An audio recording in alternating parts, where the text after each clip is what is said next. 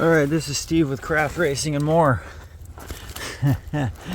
Oh, this is fun. Alright, so several weeks ago, we flooded the camper.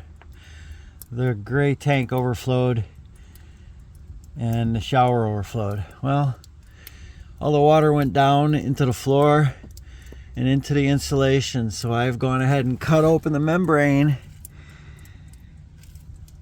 and we can see here it's just dripping. All of the insulation is wet. So guess what Steve's going to be doing?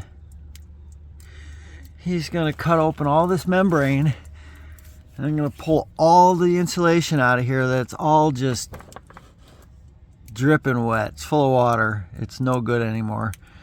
So I'm going to pull all this insulation out and then I'm going to have to get new insulation and put it all in there and then retape. So I just slice it open and then eventually we'll be able to put it all back and run some Flex Seal tape or whatever there after I've put in new insulation and dried it out and got rid of all the mold. And then the camper will be enjoyable again, but right now it's just miserable.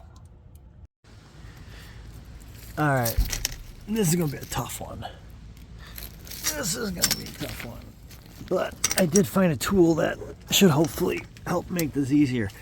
I found an old butterfly net. Alright, here's the issue that I have. Alright, here's the issue. Alright, I've gotten out, you can see I've gotten out all the wet insulation that was under here, underneath the black tank. This is the poop tank. But above the poop tank, underneath the floor, is this vent. Well, under the vent is insulation. It's all wet. So I either have to drop the black tank, which I don't want to have to do because I've never had to do that before. I probably have to disconnect something underneath. So I'm going to try and use my tool here, which is very thin, and I'm hoping to shove it underneath there and get all the insulation out to the other side, and then all this part of the wet insulation will be gone. Then I got to go to the other side of that tank over there and do the same thing. Got to pull all this wet insulation out so it can dry, so we can get rid of the mold smell. Alright, this is Steve with Craft Racing and More. And today we've had a busy day at the campground. We've installed this electrical box with 30 amp plug. And there's the power cord. It's only going to have to go that far. Of course we have to trench all the way from the other box, which is way over there, about 57 feet. We'll be trenching under here with our wire. Something else we did today. A couple weeks ago we had a flood in the camper. And I have gone and removed. The only way to get to the insulation without ripping the insides out was to open up the membrane under the camper and pull out all the wet insulation, which we've done. Here's the duck. And all the way to the other side. I cut all these sections out and we pulled all of the insulation out. So now we've got multiple bags of insulation. We're going to dry it out and then we're going to spray it down with some mold armor, and we're going to make sure there's no mold in here before we re-insulate and re-close up the membranes.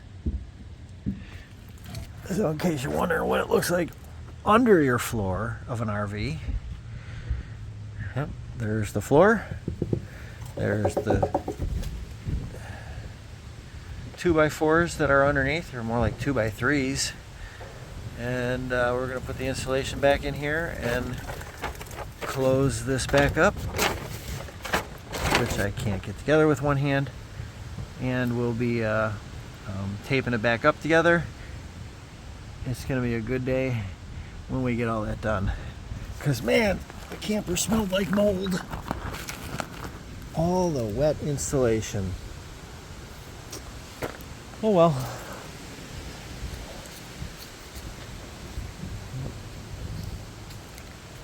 Tore up a stump. We started tearing up some stumps. These things have been here since we got here.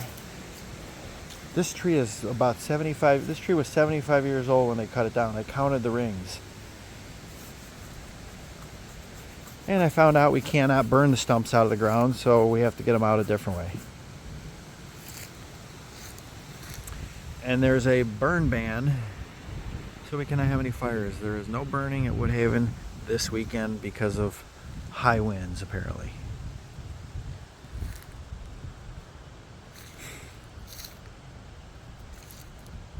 We also did this. Our neighbor, who we just met yesterday, for the first time, we've been here like a month and a half now, and he had a couple extra sewer lines that he wasn't using. So now we have our camper is in the permanent place because I moved it forward 4.5 feet, 5 feet yesterday, and because it was too close. It's got to be 7 feet from here to there. It wasn't because it was back here, and that's not 7 feet from there to there, but from here to there it's 7 feet, so we're good now. I gotta put a screw in that because that's a little chipped. It doesn't really matter, but I'm gonna put a screw in there to hold that together. All right, that's it from Woodhaven. It's nice and quiet out here. Nobody's been in the cul-de-sac except for our neighbor, which we just met yesterday. They were here for about an hour taking care of their mice problem because there are a lot of mice out here at Woodhaven. We've gotten the yard well cleaned up. Got some trees that are gonna come. I'm bringing these trees down after we get a permit to remove the trees. Then I'll go ahead and start cutting them up and making them fall. All right, we're gone.